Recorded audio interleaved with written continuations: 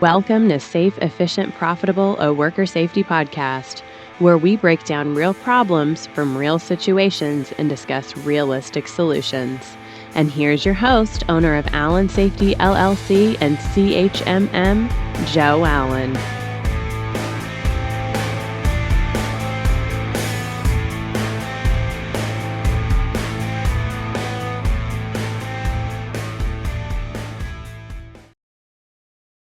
Good day, everybody. It's Joe.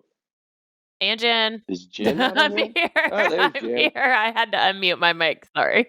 All right. This is episode 17. We're going to be talking about SOPs. We had a lot of questions on the last episode from the PSM side. We've also had questions from other episodes about how should SOPs look or some different ideas. So that's how this subject came about. As we've talked about in other podcasts, we're addressing things as people bring up. And then we're trying to look at what we think the current trends are or things we've seen in the past. So we're trying to capture those ideas. So thank you again for signing on today. We really appreciate the emails and questions and the recommendations for subjects. So keep sending those to us. And if you don't know how to get a hold of us, you can go to our website, www.allen-safety.com. Go to the contact us and you can send us all of your questions. Which is kind of great that people have a lot of questions. And I think that's great. So that's the goal of this thing. All right, so we're going to talk about today with the SOPs, standard operating procedure. Let's start with the word standard. Now, I've been asked a lot of days in our career to review this particular document. It can be under a PSM system, it can be under a plant operations system, it can be from any part of a business on what they call an SOP, but it could also be a thing called a job task. So the first thing I tell people to do is figure out what is a job task and figure out what is an SOP and start with those lists to get control of it because it's going to change the way you set up your systems. So now we're going to look at SOP first.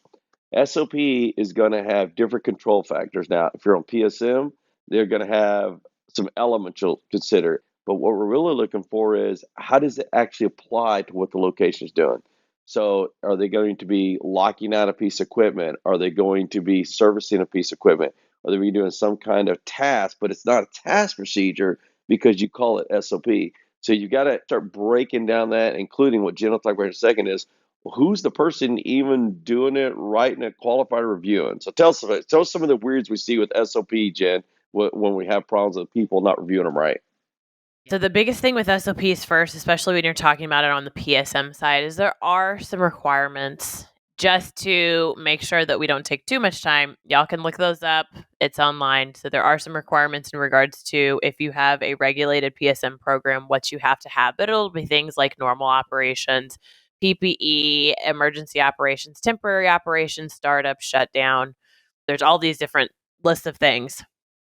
What we typically see, though, is if you've got an individual who isn't super familiar with the system, a lot of times those sections will all magically look the same, which is really interesting because the government has said, hey, we think this is so important. We're going to ask you to actually line item normal operations and temporary operations and shutdown, normal shutdown and emergency operations and emergency shutdown. We're going to ask you to specifically write individual procedures for all of those things. And it's amazing how they all say the same, or they say reference normal operations, which I will tell you in a leak is not super helpful. Yes, I spent a lot of time on both sides, pre and the leak side.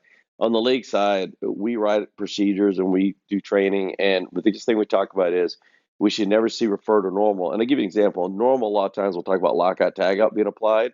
We don't use as much lockout tagout during the emergency because we may want to open and close the valves as we go. Now, just in case, just to throw this out, don't come at us. It's not to say that we're not using a version of securing that equipment and locking it out. We lock it out, quote unquote, by locking the room and securing the area through command in that standpoint. We're not just having things run all willy-nilly with the guards off and everything else. So don't come at us. And we do lock it out before release command so the integrity of the equipment doesn't get damaged. Yes, and to go into maintenance when we start doing the maintenance and the repair, yes, it will be locked out. But when it says valve 1 shall be locked right at the beginning of the leak, the leaks don't move that way. You have to analyze where the piping is and where the valve is, and including You may not even do those valves at all during the leak. You may go to somewhere completely remote and do it a different way. So you just got to watch those, that whatever you say in a normal section or another section or operations or startup emergency, have your right stuff in there. That's all we're saying. Yes, usually there is an ideal way to shut things down. And then there's the way that you don't really want to do it, but it'll be okay because things are not great. And we've got to get in and out of there. Time is of the essence. We don't have time to sit and unload our compressors when it's getting worse and worse and it's getting to be go time, or we've been in there for a certain period of time. We may not have time on our side to go through all of those steps that we would normally do if things were nice and calm. So that's all we're saying. It could be as much as during a normal operation, you say you're going to use a ladder to do a task, but in a leak response, we may not use a ladder because I don't want people being harm's way up there. So there's just different ways that the system can be set up. So first thing is like you talked about, is figuring out what's going to be in your sections that are real time and what you're going to do at your location. And then writing the procedure. We've seen some gaps where an in-house or a third party will write them, or an intern will write them, and they're not really sure how the system works, or they'll blanket everything to be the same everywhere across 5 different locations. And when you go to that location, as Jen said, the other one, they don't look the same. So you got to customize them a little bit to how your location is. It's interesting that if we've got several locations and we may identify one as kind of the gold standard for PSM or SOPs, it's interesting how that will become the template for everybody else. And the intention, of course, is always to take the 80% maybe or 75% may be able to be reused, but you've got to customize that 20 to 25%. And it's interesting how we will see that not happen. And so that's one of those things that you've just got to take the time on the front end, because you'll be taking the time at some point. It'll either be on the front end you're taking the time, or it'll be with a regulator and facing a citation, or it'll be during a leak that you'll be taking the time to figure out what the customization part for your location will be. But generally speaking, you will spend the time. It's just you have to decide when you want to do it. So pick your poison on that one. Yeah, I mean, we are a custom company, and what that means is we deal with that problem in front of us at that time in history. And she's right that it's interesting to watch what people will say what the pre-plan should have been, and it doesn't match up at all. And I give you another example. We will have the same location have 5 different people trained by different companies on how to be an operator, and they can't even agree on which valve to turn off first. So my SOP is one set of protocols, and then they have a view of another set. Part of the SOP is to work out this dynamic ahead of time so that we all agree how we're going to manage processes no matter what SOP we're using, that we all agree for that function. That's correct. Now, the other thing about SOPs I think that's important to note is it really, really, truly does matter who writes them. You've got to understand that if you're getting them from a third party or another location, if that's the situation, you've got to understand that they do have to be customized, like we just talked about, because that is your template for training your operators. And so you want to make sure that if that is your go-to for anybody new or anybody who's doing maintenance, Joe kind of talked about, typically we've got the least experienced folks on third shift, and they're going to be leaning on those SOPs the heaviest. So if there is unique information to your location based on your operations or your company guidelines or your safety requirements that may be a little bit different, that a contractor, a third party, another location may not know, that information has got to be in there, because those operators need to know that. And if that's what we say, that's our go-to, and we base everything on, I train my operators on these SOPs, they review them annually. Well, great, but did the person writing them know what they were doing first? And did they customize them to take into consideration all of your unique safety protocols at your location second?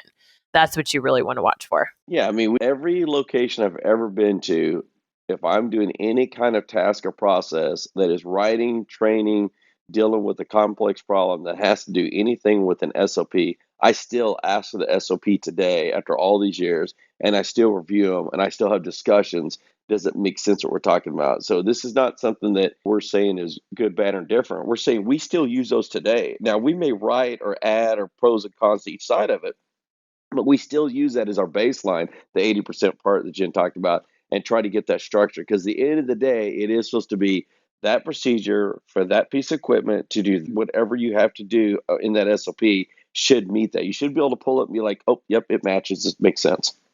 Now, something else to just make note of real quick too is that among the different pieces of equipment, the procedure should also be different. So, generally speaking, if I have a high side compressor, I may have different protocols for my booster or my swing or whatever, depending on what's going on. If you've got more than one engine room and that's on the other side of the location or the plant or whatever, you're going to have to make sure that you're identifying that because the procedure may not be able to be identical. And so you don't want to have that boilerplate. You want to try and stay away from that as much as possible. And a really good way to do that is when you do that annual review with your operators.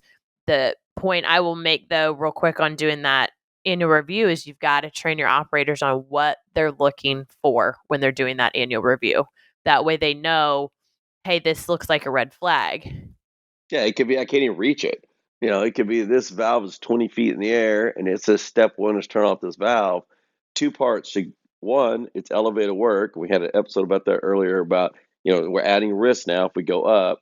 Two, could we capture a PHA of saying that it's too high? Maybe we need to put a chain drive or something on it. And three, how am I going to manage this if there's a chemical leak in here? So even the walking around like Jen's talking about, you want to be trained to have them look at the picture the way you want to look at it in the room.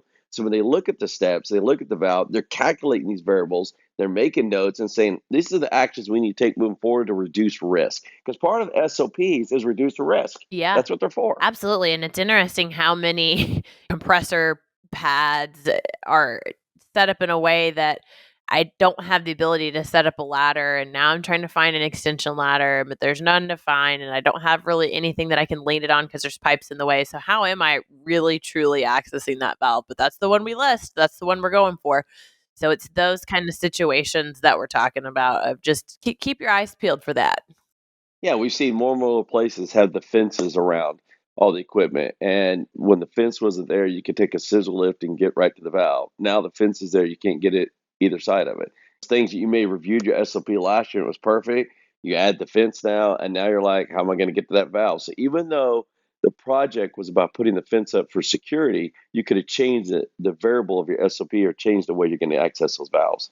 Absolutely. Or if you're adding on to the location or you're building another building or whatever, what is happening in the feeded area around your equipment too can change those SOPs like Joe's talking about. And the other thing we look at is there are people who will refer to SOPs or refer to task procedure, and then you also have like third party doing projects who will have their own version. So what you want to do is you want to take your current SOP. If the project's going to happen, and you're going to do a pump down or bring in a contractor, you're going to do all this work on the ammonia system that afternoon. See if the process that everyone is thinking about doing correlates with your SOP, and if it doesn't somehow, then ask the questions. Part of that to me is it's not the SOP is going to capture a project. It's to make me ask questions. Well, if it's an absolute, I do this normally for a compressor, and you're going to be installing a compressor. Well, would any of these factors relate or change? It's a discussion point to make you bring up different ideas. And it's not the end of the world if your SOP doesn't capture that. You just want to make sure that you're capturing it somehow. So maybe a pre-job hazard analysis or some kind of safety analysis or risk assessment. You just want to capture what the steps are and how we're doing it and what we're following it in some capacity. And so some of that stuff goes back to the pre-planning like Joe talked about in episode 10 in contractors, which if you haven't heard that and you are doing some PSM contract work, I would really encourage you to listen to that. But part of that hazard analysis and pre-job planning is really hammering out how am I physically going to move my body from point A to point B to do the work, and does it meet the safety guidelines that I have to follow that I say are an absolute every other time? Can I still do it? Just because we're doing a project doesn't mean they don't apply anymore. Everybody's buying the clip-on meters now, and they wear the meters, and that's a good thing. I encourage people to wear those when they're doing jobs because it kind of gives them an idea of what's going on in the area. But when you do a project, it's interesting how the project has its own life, and you may add variables. You may look at the SOP and say, no, where's the say I need to wear a meter, but today I'm going to wear it while I'm working all day as a buffer in place. So you could have an SOP. You can have the task procedure, and then you can have, let's add this buffer because we've evaluated the risk. We think it's a little higher, but what's another factor we can put in to buffer us that day while we're doing the project? So that's the idea. It's not the SOP just everyday life. It's a concept like Jen talked about of how to manage the system over the year, knowing there's going to be these different variables that come about. And if you don't have a task procedure for it, like we talked about, maybe it's just a non-routine task, but it's sort of routine. We do it once a year. We do it every 2 years. This sometimes happens, but it shouldn't happen, but sometimes it does. Those are the things that you might want to look at writing a task procedure for if you're not going to do that pre-job hazard analysis, and just kind of capture some of the risks, some of the hazards, some of the PPE, just some of the concerns that should be raised about how we're going to do things and make sure that everybody's okay. Do I need a spotter? Do I need a second person? Do I need to wear an APR during or just when I'm doing a certain section of this task?